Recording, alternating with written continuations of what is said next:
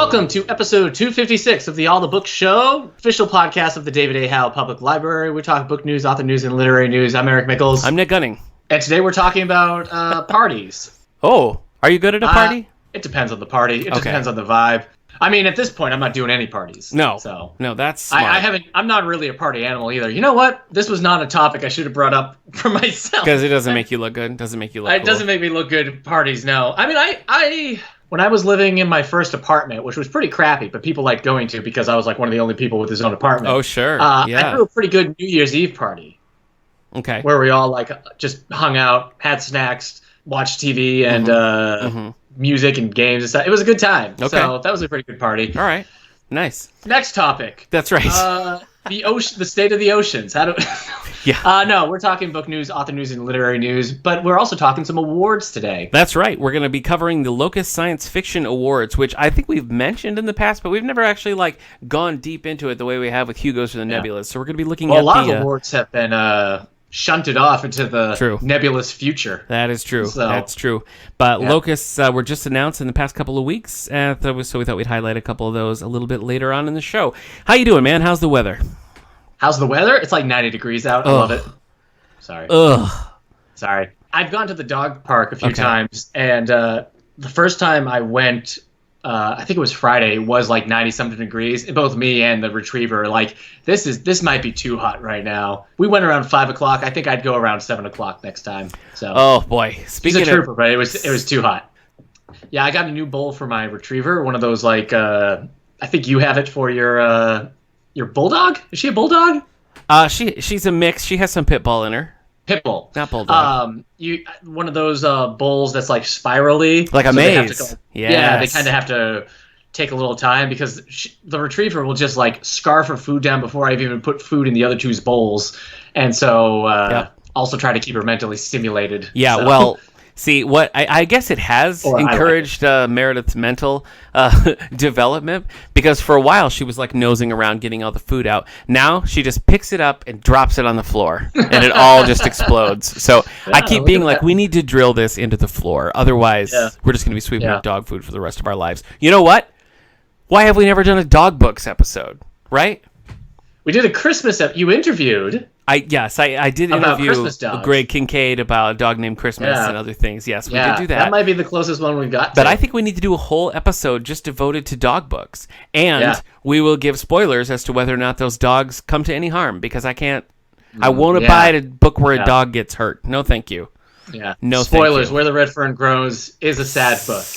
Okay. All right, save that for the spotlight that we do on dog books, which is most definitely happening in our future. It will be the All the Books Show's dog cast. I would love it. I do want to do that. All right, let's get into some. Boy, this episode. I think it's the heat. It's bookmark. I think it's the heat. I really do. But yes, what have you been reading, man? I've got air conditioning on right now. Oh, I would love that. Let's talk bookmarks.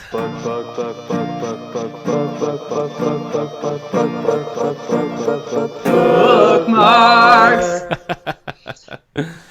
Let's see. Comic book wise, I read some Hercules comic books. Okay. Prince of Power. Those are from 1982, 1984, and then 1989. I've read these. Hang on to this. Hang on to the detailed review though, because I want to talk a little bit about these when we do our Imagine Your Story spotlight. Yeah, the mythology. So put a pin on all mythology. I read Hobo Mom. Okay. Which is a indie graphic novel. Okay. By Charles Fossman. Yep. Indie black and white. Like every page is like just 3 kind of big panels, maybe 2 big panels kind of style. It was good. 1 or 2 graphic sex scenes. Oh, okay. For certain things that when I turned the page, I was like, whoa. So.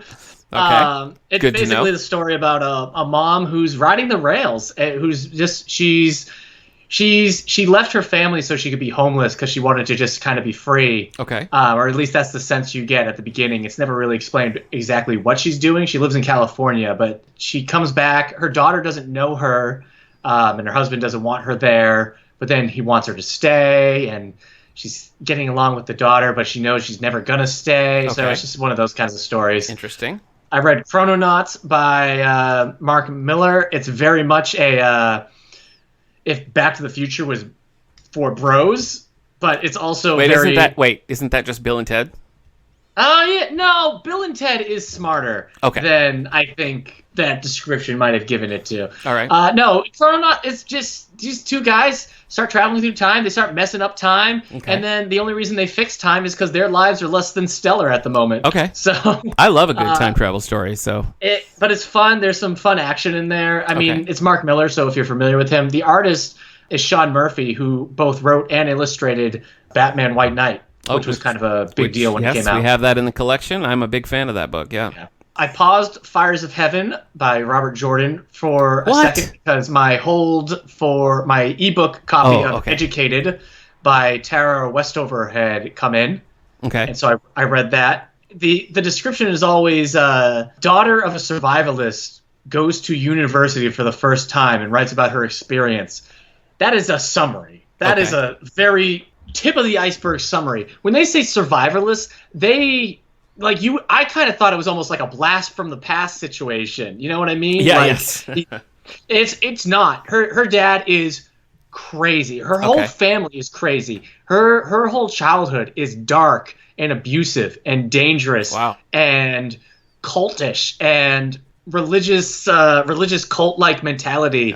And this is not what I thought this book was about at all. So I'm glad to hear. She didn't go to school because her dad didn't want her school being taken over by the government, but there's no homeschooling happening either. So they're just like uneducated.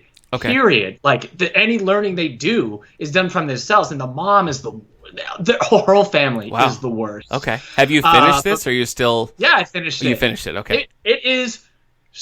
There was one. I turned the page. I was close to the end. I only had 90% left, according to my Kindle, and she's still saying stuff like, "I can fix this," and I'm just like, "I'm gonna scream!" I just want to scream. It's just, and then so like when she goes to college, like the way you made it, the way that summary made it describe is, I thought like we're talking about a homeschooler who was a survivalist, but also like then just didn't have any interaction. I'm like, okay, this could be interesting, but no, like she's in her art class and she raised her hand and asked, "What is that word? I don't know what it was." And the teacher is like annoyed, and everyone else just kind of stares at her because the word is Holocaust. Oh, because she didn't like, she's learning about world history. Like I've gone to school with people who have been homeschooled and just avoided all like pop culture, who didn't know like King Kong, who, had to ask when I said, they'd be like, Superman is the one in blue, right? Like that kind of stuff. I'm like, oh wow, this is wild. But this, like, she's having to like learn world history, just everything. Wow. Like even not just that stuff, but like how to learn, like the idea that she would even read her textbook. It's frustrating. All the stuff with the family is infuriating, and she's just got a lot going on in her head. So like I said, 90% into the book, there's still stuff with her where she is still latched into the toxicity of it all. Wow. So yes, very different than what I thought I was going into. Very frustrating and sad at the end of the way she has to kind of realize stuff and all the things that happen. But yeah, it's a good book. It's well written. So sounds like quite a ride. Yeah. All right. Yeah, I'll read it. I'm gonna get back, read a couple more chapters of The Fires of Heaven, and then my copy of The Glass Hotel by Emily St. John came in as well. Great. So, nice. But I am going to try to catch up a little bit with the days I lost with Fires of Heaven. Yeah, okay. The Days I Lost. That's a good title. That's a great title, actually. All right, what have you read / watched? Boy, okay, I finished a few things. I finished Tristan Strong Punches a Hole in the Wall by Kwame Mbalia, and while I did like it, I feel like it was a little bit better suited for a shorter form, like maybe a novella or a novelette, because I just felt like J graphic. Yes, absolutely. I can't believe there's not a J graphic of this already, but I feel like the trouble with it was, while I enjoyed hearing about John Henry and Hi John and Brer Rabbit, Brer Fox, Gum Baby, all that, those are like myths that I've heard, but I've not really like buckled down and read a story with them. So I liked that. I was interested in that. And I liked how they took African folk tales and mixed them with like Western, like American folklore. I thought that those went together really well. So I appreciated that. I just felt like we hit this point in the book where like the adventure begins, and it just feels like it's a real plateau storytelling wise until you get to the resolution at the end. And that's where I felt like a little impatient, trying to move it forward a little bit. So I feel like you push that together a little bit, make it a more short form storytelling, and you would have had a much higher rating from me anyway. But yeah. This is Rick Riordan Presents. It is, yeah. The first one is out. A new one is coming out later in 2020, supposedly. October, I think. November. I say supposedly because that's what's on the schedule, but we'll see what happens. Yeah. But that wouldn't prevent me from recommending it. I think it was still like an enjoyable read, interesting, and I could see. Yeah. I've had that issue. Even in the beginning, Rick Riordan does a like a foreword on it and talks about how like, you know, everywhere you look is Greek and Roman myths. So to focus on these Western myths and tell a compelling story using those is a really unique, and it is. And so I would recommend reading it. I think some of the issues is like, because we're older, I've had this experience with the reading younger books. The longer a younger book is, the harder it is, because like I can only be in like these like younger level books, like the books for, 8-year-olds for so long until I'm like, I got to get out of it. I can't do this anymore. Whereas like I could read something that's shorter, like Dragonfell or the robot book, or even the War That Saved My Life, because they're a bit shorter. Yeah. And so I don't have to, be that. But whereas I read That Girl Who Drank the Moon, that was like an 800-page tome. Yeah. I couldn't do it anymore. Yeah. But like a kid might love the fact that they're reading like this big, long book. Yeah. So, yeah. Yeah, and I also read it on, I read it as an ebook, and for some reason, I read ebooks a lot slower than print books. Do you find that, or is that just like an old man thing that I do? I don't know. I don't have any problems reading. Well, yeah, it doesn't seem to take me any longer. I guess it's me. Speaking of books that are too long, I've gone back to The Ballad of Songbirds and Snakes by Suzanne Collins. This is a Hunger Games prequel. Mm-hmm. As you recall, I started reading that right when it came out, but life was just too depressing, and I didn't want to like spoil the book by reading it at a time when I was did life get less depressing all of a sudden? No, it didn't. But I caught up on other things that I wanted to read specifically for the library, and so I was like, I'm going to pick that back up again. But I still am just... I've read 300 pages of it, and I have 200 more pages to go. And it just... It feels too long. It really does. And it's, I like the world. I like the author. I like the way she writes, but I'm just feeling a little bit of fatigue because it is still really centered on a Hunger Games, and I kind of feel like I would have preferred something in the world that was more adjacent to that rather than that being the main focus.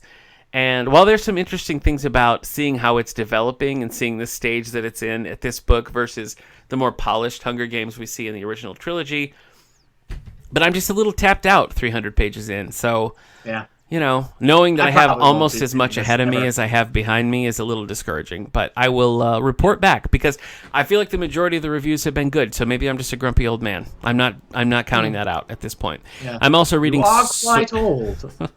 Circe by Madeline Miller, which I know your wife, Kendra, who's joined us on the show a few times, loved.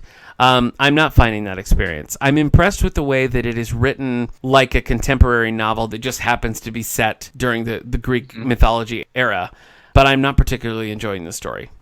So that's what I'm currently reading. Ballad of Songbird and Snakes and Circe by Madeline Miller. As far as watching, I promised to report back when I finished Arrested Development, and I have. Season 5. I have finished Season 5. So it just wasn't good. I'm sorry to say. I was really hoping... after that terrible 4th season, I was really hoping they would have learned some lessons. And while it was nice to have a more traditional storyline with characters actually in the same room, it was such a mess of like green screen characters. And I think easily 25% of it was ADR voiceover. I don't know if they're course correcting the story or trying to like wrap things up more securely, but I have never watched a show that had that much ADR in my life. It's funny. When we watched the movie Bloodshot, my wife was picking up on ADR nonstop in that. She was just like, why is there so much ADR here? And like, you can get away with it, but it's never not noticeable. No. And the thing was, there was a phone call between Buster and Michael, in the characters, so Jason Bateman and Tony Hale's characters. Right. And this was towards the end of the season, and you see just the outside of a jail, and you see Michael in a car with the sun reflecting on, so you can't see his face or his lips. And it was the longest scene in history. And it was pure exposition, so I just don't know what the rush is. Also, Portia de Rossi's not really in it. She's only in a handful of episodes. Liza Minnelli is frequently mentioned, but also not in it. The problem I see, there's multiple problems, but first of all, season 4, which is like almost a full decade later, picks up where season 3 leaves off. And there's a 5-year gap between season 4 and season 5, and the same thing happens. It picks up like immediately after. And it really ties their hands being stuck to the storyline that began in season 4, which nobody liked. So it's bad. It is bad. Nothing. Have you watched season 5? I watched season 4. I'm not watching season 5. Yeah. There are moments. There are moments, and I do prefer it to season 4, but nothing will ever stop me from recommending the first 3 seasons. There are some comedy, especially some racially tinged jokes in the first 3 seasons that really haven't aged well. So understanding that those 3 seasons, the comedy in there outside of that is just like magic. I really think it's some of the tightest, best scripted, most chemistry of an ensemble that you're ever going to find. Those 3 seasons, I think, are great. Season 4 and 5 offer nothing. I would never recommend that you watch season 4 and 5. There you go. Anyway, long time that's coming it for me. I know. That review. Yes. Well, that's because it was a chore to watch season 4 and 5. We buzzed right through the first 3 seasons, even though we'd seen them before. These ones, it was like, I guess we should watch another episode. So it was a painful experience.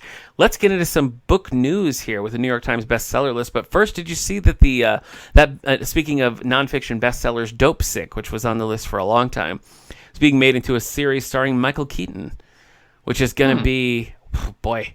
I mean, has he ever done a TV series before? Not that I can think of. Has he? Michael Keaton? Yeah. I can't think of anything. Me neither. Outside of random guest appearances in 30 Rock or something like that, I don't think he's ever done it. So this will be like, he was in 30 Rock. His first series regular kind of role. Can't wait to spend time with her. I know. Yeah. But I'm looking forward to that. What am I talking about? And I'm retiring. I missed that book the first time around, so I might go back and pick up that book because I definitely want to watch the series. So I'm looking forward to that. But what's on the New York Times bestseller list, my man? On the New York Times bestsellers list, something new. This is again combined ebook and print. Okay. So number 10 is new this week. Friends and Strangers by J. Courtney Sullivan. I was hoping it was Jai Courtney, even though I don't like him. No, J. Courtney Sullivan's. Complications ensue when a New York journalist downshifts to become a mom in a small town and hires a senior at the local women's college to babysit. Okay. Number 9, Little Fires Everywhere, Celeste Ng, an artist upends a quiet town outside Cleveland. Yeah. Darn it. Thought I could outpace you. You never will. Number 8, The Summer House by James Patterson and Brendan Dubois. Okay. Or Dubois. It's not Dubois. You Dubois, though. Thanks, man. It's good to hear. It's good to hear. Jeremiah Cook, a veteran and former NYPD cop, investigates a mass murder near a lake in Georgia. 7, Camino Wins. John Grisham, a line between fact and fiction becomes blurred when an author of thrillers is found dead after a hurricane hits Camino Island. An author of thrillers. So in his mind, he's writing about his own death. He's not... Well, yeah, I guess he is kind of a thriller writer, isn't he? Yeah. Either that or, like we discussed, he's sending a message to somebody in the writing community. Like James Patterson. Yeah. Yeah. Your time is up. You better watch yourself, Badachi. Yep. Number 6, the guest list, Lucy Foley. A wedding between a TV star and a magazine publisher on an island off the coast of Ireland turns deadly. Number 5, The Guardians by John Grisham. Santa Claus, the Easter Rabbit, and The Guardians. Yeah, I know. I got it. The Guardians? I got it. Yes, I think so. All right. Colin Post, a lawyer and Episcopal minister, antagonizes some ruthless killers.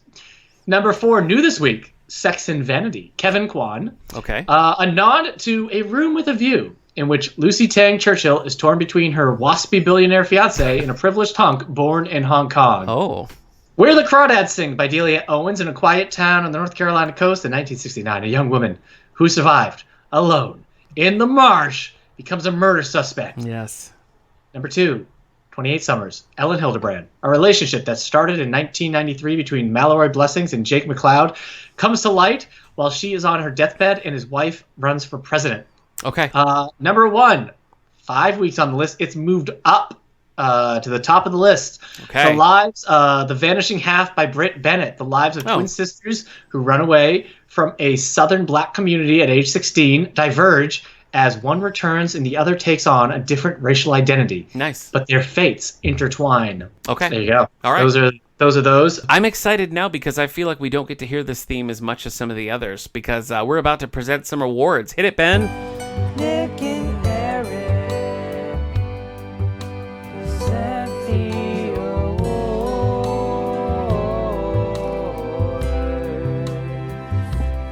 Thanks, Ben. I like that one. Hope you're staying safe. I do like that one. Staying healthy. Once again, thanks to Ben Lehman, who provides all the music on the All the Book Show. You can follow him at Twitter at TripExistence. Yeah. All right, we are going to be talking about the Locust Awards. Let me give you a little background here. The Locust Science Fiction Foundation is dedicated to the promotion and preservation of science fiction, fantasy, and horror. Its central activity is a publication of Locus, the magazine of the science fiction and fantasy field, and its website, Locus Online. It's also responsible for the annual Locus Award, first presented in 1971, to recognize excellence in science fiction and fantasy literature. In addition, the foundation is responsible for preserving the Locus Collection, a large historical library of speculative fiction material. Mm-hmm. But also, yeah, it's good because a lot of the other bigger awards, like fantasy sci-fi awards, they don't have like a horror section. Mm-hmm. Yeah, it's true. Yeah, you have to look at like the Stoker Awards or some of the other things to find this. So it's nice to have one that recognizes all of them. You can find out more about the Locus Award and the Locust Science Fiction Foundation at lsff.net. Yeah, you know it's serious when it has a .net. You know that's how you. Yeah, know. They're for real.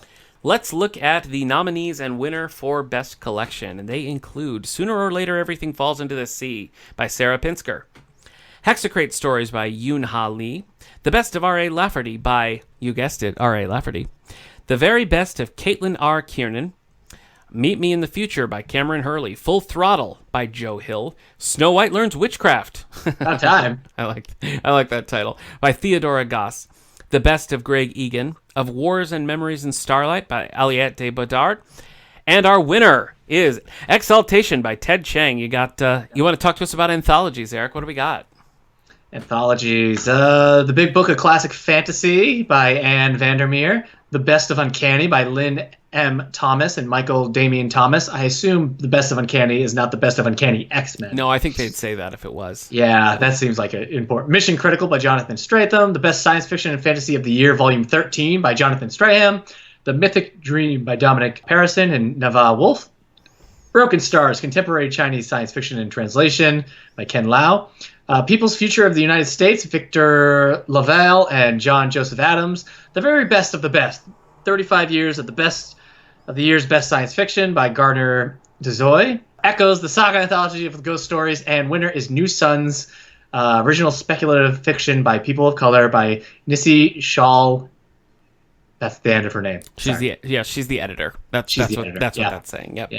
Okay. Let's see. I'm not gonna list all the here, but they also have an illustrated and art book, which I think is a cool category. Oh, okay. Who's the winner there? The winner is Spectrum 26, the best in contemporary fantastic art. But also, Nick, Bill Sienkiewicz. Yeah. You might be familiar with him from comic books. He did an illustrated version of The Island of Dr. Moreau. You love that story. I enjoyed the book, but that Val Kilmer movie is painful. It is painful to watch. All right, let's talk short stories. All right, we have A Catalog of Storms by Fran Wilde, which I read and was not wild about. But Fran Wilde's wild about. Thank you. You? Maybe. Hello, my baby. Hello, my darling. Wow. A Michigan J. Frog reference. You don't get that very often. Not since early 2000s WB. A Brief Lesson in Native American Astronomy by Rebecca Rohnhorst. Now, I have not read this, but I did read Resistance Reborn by Rebecca Rohnhorst, and it made me feel very sad for the position that Disney put her in, because that book is working under the confines of you can't do anything with any character at all. Now, write a novel. So I think she probably comes across...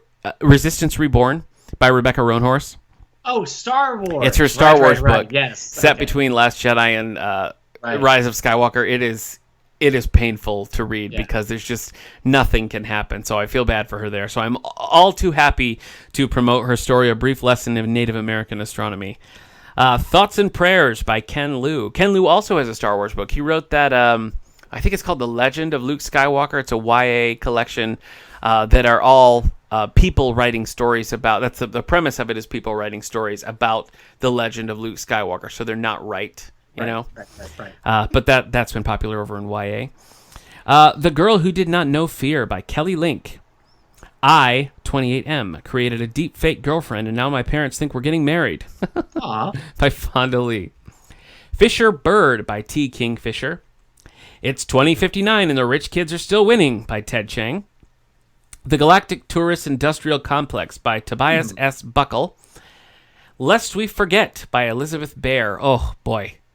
I read this one as well, and it's that's an upsetting book. It's about people. It's about the horrors of war, basically. It's about people dying during times of war, not necessarily because they're in the war, but because of what war does to society. And it's a tough book to read in this moment. Yeah. The winner today is The Bookstore at the End of America by Charlie Jane Anders, which was in the collection A People's Future of the United States. Yes, which did not win for the collection. Oh, or anthology. But the story within it did. Okay, all right. Let's talk novelettes, Eric. Novelettes, yes. Well, I find the best way to make a novelette is you put the book down first, and then you're going to get the meat that you're choosing, the bacon or the chicken, cheese, some green pepper. Like diced green pepper is real good. Yeah. I like diced tomatoes, but I'm not big on like chunky tomatoes. So I don't. Very like small diced tomatoes. Yeah. You want the pop, but you don't want a lot of the moisture there. Yep. Yeah. Do you fold the novelette by just throwing the spatula over it, or you try flipping it? I fold then flip. Okay. When making a novelette. Yep. A good novelette, I tell you what, you're gonna feel so much better in your day if you start it with a novelette. It's a great way to start. I gotta hand it to you, man. When you started that bit, I did not know that it was going to be omelet based, but I really think it served it well. I really do. All right, these are novelette nominees: The Blur in the Corner of Your Eye by Sarah Pinsker, Binti Sacred Fire by Nnedi Okorafor, Phantoms of the Midway by Sheenan Maguire, The Justified by Anne Leckie, Emergency Skin by N.K. Jemisin, Late Returns by Joe Hill, A Country Called Winter by Theodore Goss, For He Can Creep by Sibahan Carroll, and Erase, Erase, Erase by Elizabeth Bear. The winner is Aunt Fellows by Ted Chiang, which was in the collection Exhilaration.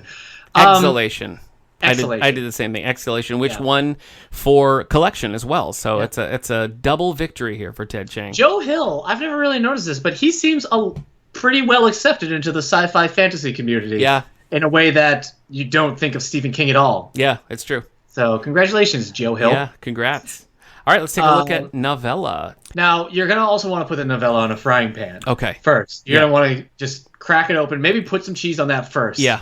And you want a good hot pan. Yeah. That's important. Sorry, that was me making an omelet. An omelet? Oh boy. I went too far. You did. I reached too high. I was Icarus. Yeah. You got too close to the sun. Save it for the mythology episode, Eric. Okay, so for novellas, we have The Ascent to Godhood by J.Y. Yang. Mine hasn't happened yet, and I'm upset. Well, maybe one of these days. Yeah. The Deep by Rivers Solomon and David Diggs, William Hudson, and Jonathan Snipes. Permafrost by Alistair Reynolds. Do you know because of permafrost, there's no basements in Alaska? Oh, that makes sense. It'd be real cold down there. The Gurkha and the Lord of Tuesday by Syed Z. Hozan. Desdemona and the Deep by C.S.E. Cooney. The Haunting of Tramcar 015 by P. Jelly Clark. Anxiety is the Dizziness of Freedom by Ted Chiang. Boy. Correction. I guess there are some basements in Alaska. Oh. Is Roger there with you? How did he fact check so quickly? Wow, okay. Yeah. To Be Taught If Fortunate by Becky Chambers. A Time to Reap by Elizabeth Bear. With the winner going to This Is How You Lose the Time War by Ama El Motar and Max Gladstone from Saga. two time-traveling agents from warring futures working their way through the past begin to exchange letters and fall in love. Interesting. Okay. Let's see. First novel, we have The Luminous Dead by Caitlin Starling. Waste Tide by Chen Kuifan. A Song for a New Day by Sarah Pinsker. Finder by Suzanne Palmer. Infinite Detail by Tim Mohan. A Memory Called Empire by Arkady Martin. The 10,000 Doors of January by Alex E. Haro. Magic for Liars by Sarah Gailey, and The Water Dancer by Ta-Nehisi Coates, which my wife read and was a big fan of. I always meet it. I'm a little surprised it didn't win because that's the one I've heard maybe the most talk about. Yeah, and Ta-Nehisi Coates, he's on here as a first novel. He's certainly not new to writing and publishing. He's best known for his essays, different collections there. Also was a writer on the Black Panther comic for Marvel for quite a while as well, which I have read his Marvel run. The winner here, Eric, you want to announce this and give us a little taste of what it's about? Gideon the Ninth, which is the Locked Tomb Trilogy, Book 1. Ah, okay. So Gideon the Ninth is by Tefson Mer. The Emperor needs neuromancers. The Ninth Neuromancer needs a swordsman. Gideon has a sword, some dirty magazines, and no more time for undead nonsense. Oh. The book unveils a solar system of swordplay, cutthroat politics, and lesbian neuromancers. Her characters leap off the page as skillfully animated as arcane revenants. The result is a heart-pounding epic science fantasy. Okay. Yes, so this is the first of a trilogy, and I believe book 2 is coming out this August. Okay. Do you want to take us through YA? YA, let's roll. Shadow Captain by Alistair Reynolds. The Book of Dust, The Secret Commonwealth by Philip Pullman. War Girls by Tochi Anabushi, which I remember reading the description and being like, yeah, that sounds fun. Angel Mage by Garth Nix. Destroy All Monsters, which I think we did a Sexy New Books with. Yeah, we did. And you weren't feeling it. I don't think I was, no. Catfishing on Catnet by Naomi Kritzer. Pet by Akwik Amizi. The Wicked King by Holly Black. King of Scars by Leah Badugo. And Dragon Pearl by Yoon Ha Lee. Okay. Yoon Ha Lee's space opera about a 13-year-old Min who comes from a long line of fox spirits, but you never know it by looking at her. To keep the family safe, Min's mothers insists that none of them use any fox magic, such as charm or shapeshifting. They must appear human at all times. This sci-fi adventure with the underpinnings of Korean mythology will transport you to a world far beyond your imagination. You know, I was down between this book and Tristan Strong Punches a Hole in the Sky to read like a mythology book for the summer reading program, and I settled on Tristan Strong, but I almost read this book. I was so close. Does that count for anything? Are we playing horseshoes? No. What about hand grenades? I don't think it's safe. Okay, then no, I don't think it counts. Darn it if I don't want an omelet right now. What time is it? Horror novel. All right, let's do it. The Toll by Cherie Priest. The Pursuit of William Abbey by Claire North. Anno Dracula 1999. Daikaiju by Kim Newman. The Twisted Ones by T. Kingfisher. Oh boy. I don't even want to say this next one, Eric. The Institute by Stephen King. I'll take that, Joe Hill. Well, now this whole list has gone down, in my opinion, if they're willing to nominate The Institute by Stephen King. But it was nominated, Eric. That's the point. It was nominated. We did a whole episode on The Institute. So if you want to relive the pain of us reading The Institute together, look at episode 219, Stephen King's The Institute. Eric, what did we decide was going to be our Stephen King Halloween book this year? Are we doing Christine? Christine. Are you looking forward to that one? Maybe. We'll see. But it's... I mean, I'm not... I guess it will feel... I'll see how I feel in October. I guess I'm interested, but maybe not as, like, jazzed as I have been for Well, if there's one that you want to read instead, I think that you should pick that one, because I've forced you to read a lot of Stephen King's that you didn't want to read. So I'm here to whatever you want. All right. The Grand Dark by Richard Cadre. Curious Toys by Elizabeth Hand. Prisoner of Midnight by Barbara Hambly. Boy, Barbara Hambly has written one of the best Star Trek books I've ever read, called Ghostwalker, and has written some of the worst Star Wars that is out there. Real hard time reading through Barbara Hambly. Imaginary Friend by Stephen Chbosky, best known for Perks of Being a Wallflower. And the winner... Well, Imaginary Friend's cover is one of those where I just look at him like, I don't know. Now that I'm looking at it, it's so creepy, I might add it. Okay. It's like that kind of like somebody scratched in the font with their fingernails. Are they entering a doorway, or is it the forest? Spooky. Oh, remember that one? Now I can't remember what the cover was. It was so scary. It had like a tan cover. Duh. It's just black font. Scary. It was like, yeah. Anyway. Scary stuff. The winner was Black Leopard, Red Wolf by Marlon James, and I'm seeing this everywhere. You want to give us a synopsis of this one, Eric? Well, I'm like kind of shocked by this because I didn't realize this was a horror book. It sort of seems like it falls somewhere in between horror and fantasy. I had always thought this was just kind of like a straight up fantasy novel. I would put it, that's what I've always thought too. But according to Locust, it's their winner for horror. So give me a little synopsis here. Sorry, I was trying to find that one horror book, and I just remembered there's a book out there called Baby Teeth. Go. Is that by Joyce Carol Oates? Because it sure sounds like it. No. Just looking at the. I need a break. I need a second. Okay. Take your time. What is that even about? Okay. The horror book I was thinking of was The Grip of It by Jack Jemk. It's the one that's like charcoal sketch, and it says a novel, a novel, a novel, a novel. Stop. Scary. I'm sorry. That is scary. Wow. Okay.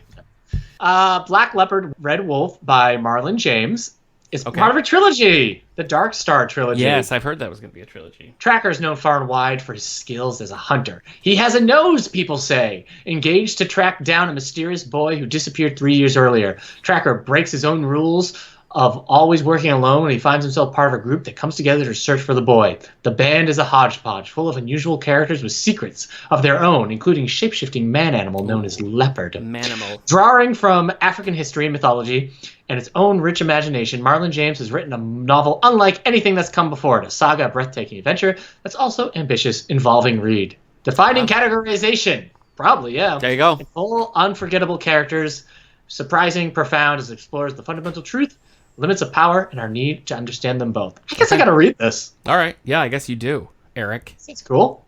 Yeah, it does seem cool. All right, let's look at fantasy novel. The nominees include Dead Astronaut by Jeff Vandermeer. Oh, no, that's the worst kind of astronaut. I know, you don't want that at all. Maybe evil. Maybe evil astronaut's no good. That'd probably be worse. I mean, but if the evil one could still, like, drive, you might want the evil one just long enough to, like, land somewhere. You know what I mean? I guess it depends. The Iron Dragon's Mother by Michael Swanwick. I've never heard of... I guess it is landing, but I've never heard of, like, an astronaut. It's called like a lander. Yeah, okay. Yeah. Oh, yeah. Storm of Locusts by Rebecca Rohnhorst. Again, gotta be better than that Star Wars book. The Starless Sea by Aaron Morgenstern. You know what? I have had a hold on this one, and it's come in, and I've been like, I can't do it right now.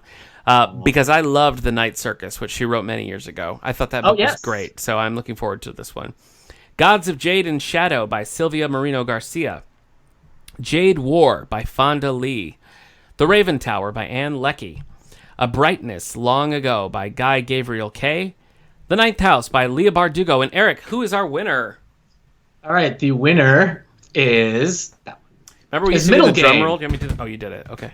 Oh, sorry. Do it again. Do it again anyway. Can you hear that? Yeah, it's a middle game. Okay. By Shannon Maguire. Okay. It's also a Hugo Award finalist. Oh, nice. Meet Roger. Not our senior intern. Not our senior. Okay, not him. Meet Roger. Skilled with words, languages come easy to him. He instinctively understands how the world works through the power of a story. Meet Dodger. Not the dog from Oliver and Company. Why should I worry? Why should I care? Billy Joel, baby. His twin. Oh. Numbers of her world, her obsession, her everything. All she understands, she does through the power of math. Roger and Dodger aren't exactly human, though they don't realize it. They aren't exactly gods either. Not entirely. Not yet. Meet Reed. Not Reed Richards of the Fantastic Four. I mean, you got Huey Lewis. You got a young Joey Lawrence. You got Dom DeLuise. You got Bette Midler. You got Cheech Marin. I mean, the cast of Oliver and Company is just... It's a great movie. That's all I'm saying. Skilled in the alchemical arts, like his progenitor before him, Reed created Dodger and her brother. He's not their father, not quite, but he has a plan to raise the twins to the highest power, to ascend with them and claim the authority of his own. Godhood is attainable. Prayer isn't attained. Oh, pray it isn't attained. Yeah, screwed up the thing there. Anyway, godhood is attainable, prayed isn't attained. Okay. So I think we're not supposed to trust Reed in this. I guess not. It seems like maybe not. Yeah. All right, here it is. Best Science Fiction Novel. Winner of the Locust Award for Best Science Fiction Novel. Here are the nominees. Wanderers by Chuck Wendig, author of Star Wars books that no one likes.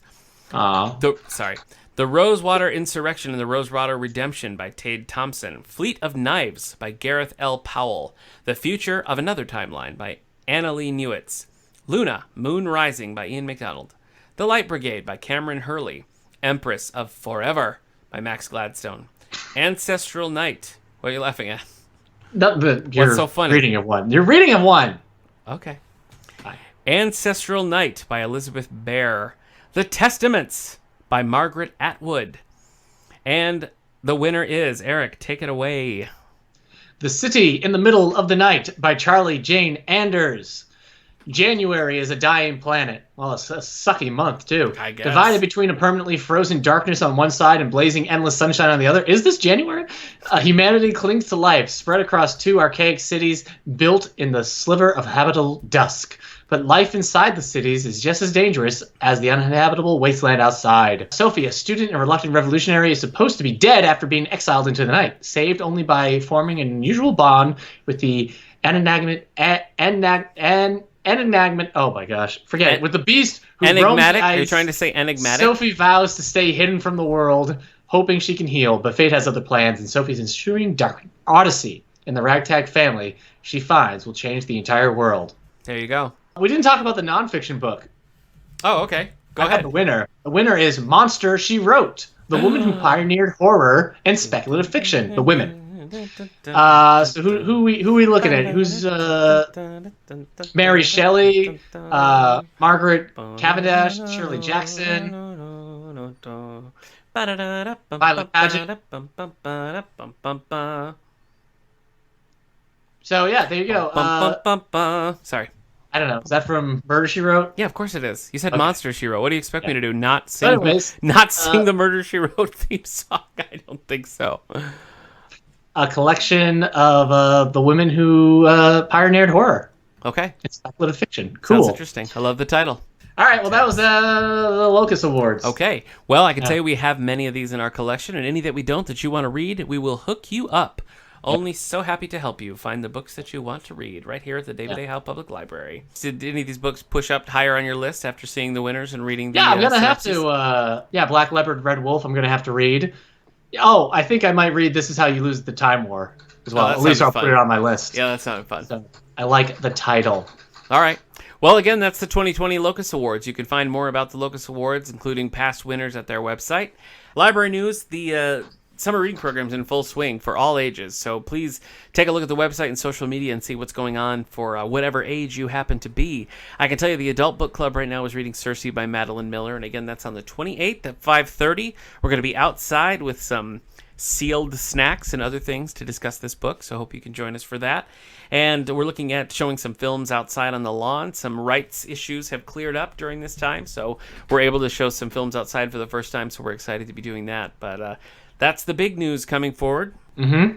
And pretty soon we're going to be doing our myths spotlight. So if you have books on mythology that you've read and particularly like, please send them to us at the All the Book Show or at Facebook, David A. Howe Public Library. You can email us at wellsville@stls.org. And you know what? Go ahead and leave us a review on Apple or wherever you can review podcasts, because it's always helpful. We'll be having a special guest on with that episode. You might have read some of his books. Homer. He wrote the Iliad? The Odyssey? I was going to talk to you about that. You said you were going to get them. I was planning to, but I guess I was just a little overly optimistic about that. Riding high on some of the interviews that we've managed to snag in the past. Okay. Turns out Homer is no longer with us, so we missed out on that. Oh, all right. That's fine. Yeah, I'm sorry to disappoint That's fine. you. That's fine. Yeah. I had some hopes up, but it's all right. This has been a real odyssey for me. Yeah. Let me tell you. Yeah, is that a book? Yeah. By Homer. Okay. All right. Well, I think that's going to do it for this week's episode of the All the Book Show. Eric, do you have any parting words of wisdom that you'd like to give to our listeners? I've been real snarky lately, so maybe something positive, something uplifting. Something positive. Yeah. You know what? If you just put a handful of M&Ms and a handful of marshmallows together, it actually kind of recreates the s'more experience. Even without the graham? What if you have golden grahams as well? Well, then you got to crunch them up. Okay. All right. Yeah. All right. Well, with those words of wisdom, we bid you adieu from the All the Book Show. What's that mean? It means bye. It just means that goodbye. Did Homer come up with that? Maybe. I'll check into it.